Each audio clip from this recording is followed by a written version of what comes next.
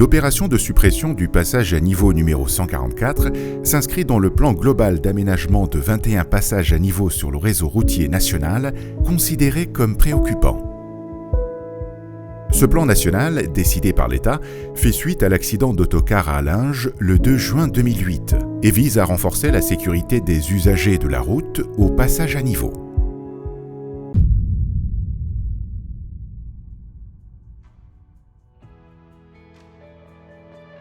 Le coût de l'opération est de 8,5 millions d'euros, financé en totalité par l'État. L'infrastructure ferroviaire, à voie unique et non électrifiée, supporte une moyenne de 8 circulations par jour entre 5h et 21h. La RN10 actuelle est composée d'une chaussée bidirectionnelle supportant un trafic moyen de 8612 véhicules par jour, dont 25% de poids lourds. Elle constitue également un itinéraire pour les convois exceptionnels. La suppression de ce passage à niveau numéro 144 clôt le dispositif en région Centre-Val de Loire pour ce qui concerne les passages à niveau sur le réseau routier national.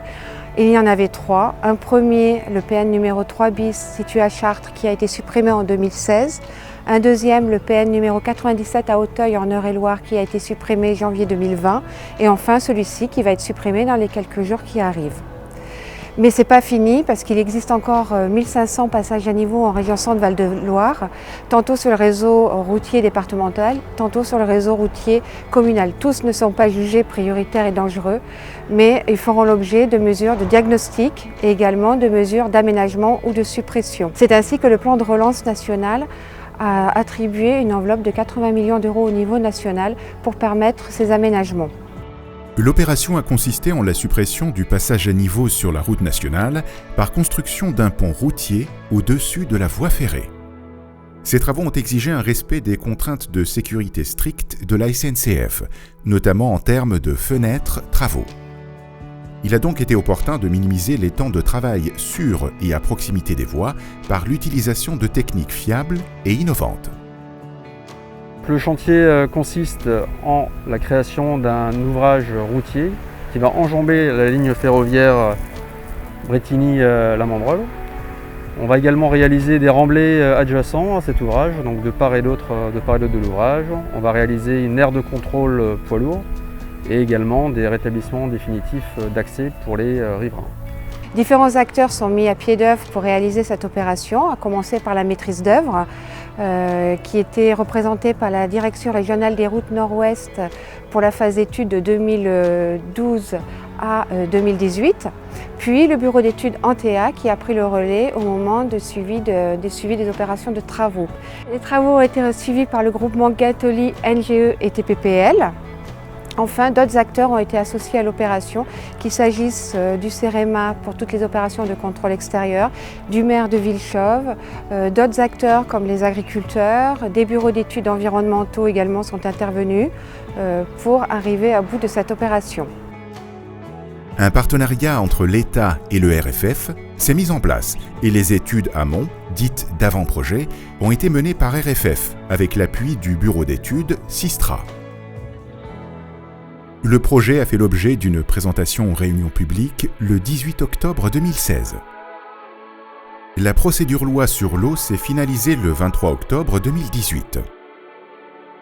Et l'autorité environnementale a confirmé que le projet n'est pas soumis à étude d'impact. L'opération a été dispensée de prescription archéologique par décision de la DRAC. Et l'acquisition des parcelles nécessaires à l'aménagement s'est entièrement déroulée à l'amiable avec le concours d'un opérateur foncier. Cette opération a permis la création d'une aire de contrôle des poids lourds qui contribue également à la sécurité des usagers sur le réseau routier. Les différentes contraintes du chantier étant le maintien de la circulation ferroviaire en permanence pendant la durée du chantier, hormis sur quelques phases critiques du génie civil qui sont la mise en place des éléments préfabriqués tels que les pieds droits, le lancement des poutres et le bétonnage du tablier. Une autre contrainte étant également le maintien de la circulation de la RN10 en permanence. Pour ce faire, l'idée était de réaliser des déviations provisoires de part et d'autre des extrémités du chantier, qui a permis d'assurer la circulation en continu de la RN10 pendant toute la durée de l'opération. Prévu initialement sur une période de 9 mois, le chantier a fait face à un aléa des plus impactants suite à l'annonce des mesures gouvernementales de confinement décidées le lundi 16 mars 2020 pour juguler l'épidémie de coronavirus. En effet, la phase travaux, notamment la phase de préparation de chantier, avait démarré peu avant la période de confinement décidée mi-mars par le gouvernement. Donc la phase de préparation de chantier a dû être interrompue à partir du 18 mars jusqu'au 27 avril, soit une phase d'interruption à peu près de 2 mois. Les entreprises se sont remises ensuite, à cette date-là, fin avril, à réfléchir à l'organisation du chantier pour tenir compte de toutes les prescriptions sanitaires. Et à ce titre, la réalisation de l'ouvrage d'art a fait des mesures d'adaptation.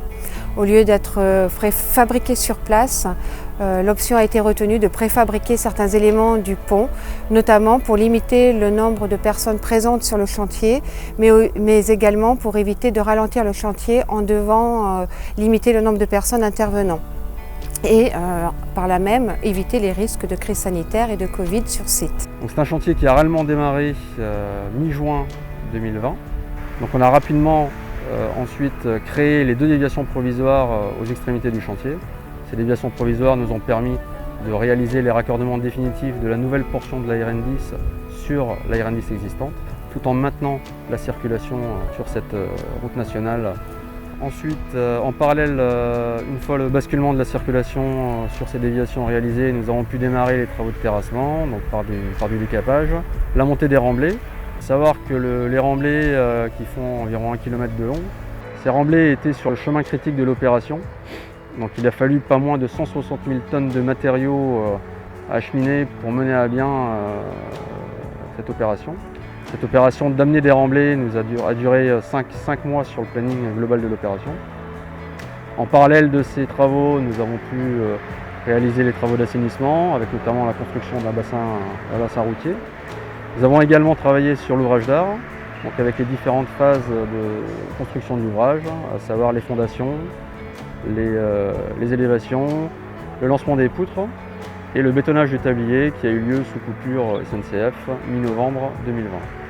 Les superstructures et l'étanchéité se sont terminées en janvier 2021. Nous avons pu enchaîner avec les travaux de chaussée. C'est un chantier qui a été soumis à une visite d'inspection préalable à la mise en service. Cette inspection a eu lieu fin mars. Donc la prochaine étape, c'est le basculement de la circulation de la RN10 sur cette nouvelle portion. Ce basculement aura lieu le lundi 19 avril. Derrière, il nous restera à terminer le chantier, à démolir l'ancienne portion de la RN10 qui n'a plus lieu d'être et de végétaliser l'ensemble des emprises pour remettre à l'agriculture les terrains occupés. Les travaux de finition des abords de l'ouvrage devraient se poursuivre encore 2 semaines après l'ouverture à la circulation, portant le délai de travaux à 13 mois. In fine, dès que l'arrêté de suppression du passage à niveau aura été pris, SNCF Réseau pourra à son tour procéder à la suppression définitive de ses équipements de signalisation automatique. Au passage, nous soulignons l'implication de chacun des acteurs pour la réalisation et la réussite de cette opération, notamment rendue difficile par l'arrivée de la crise sanitaire. Je suis très fier d'avoir pu participer à cette opération. Je tiens à remercier le maître d'ouvrage, l'Adréal, pour sa confiance et la maîtrise d'œuvre avec qui nous avons su relever les différents défis techniques de cette opération. Merci.